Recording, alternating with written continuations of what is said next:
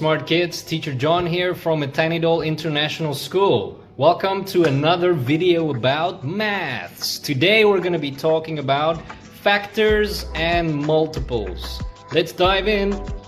Alright, let's start with multiples. Now what does multiple mean? Multiple means appears in the multiplication table. So for example, 9 is also a multiple of 3. All of these numbers will be multiples of 3. Let's try one more. Okay, so over here we have multiples of another number. Can you tell me what that number is? Alright, so these are multiples of 6. Now you can see 18 is a multiple of 6, also a multiple of 3. So some numbers can be multiples of more than one number. Alright, so let's move on to factors. And what does factors mean? Factor means to divide into. Alright, so here we have the number 12.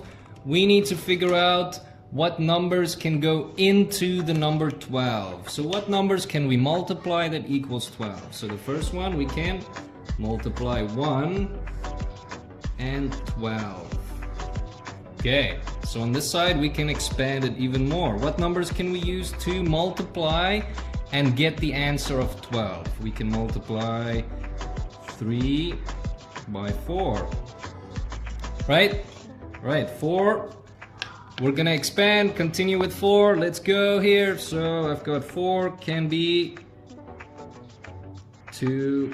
Right, here I have the number 16. Let's see if we can find the factors of 16. So we can have 1 multiplied by 16, right? Okay, so 1 and 16 are both factors of 16. Let's see if we can expand 16 more. We can do 2 multiply by 8. Alright, let's expand the 8 a little bit more. We can do 4 multiply by 2. Alright, so these are all the factors for 16. 1, 16, 2, 8, 4, and that's it. Alright.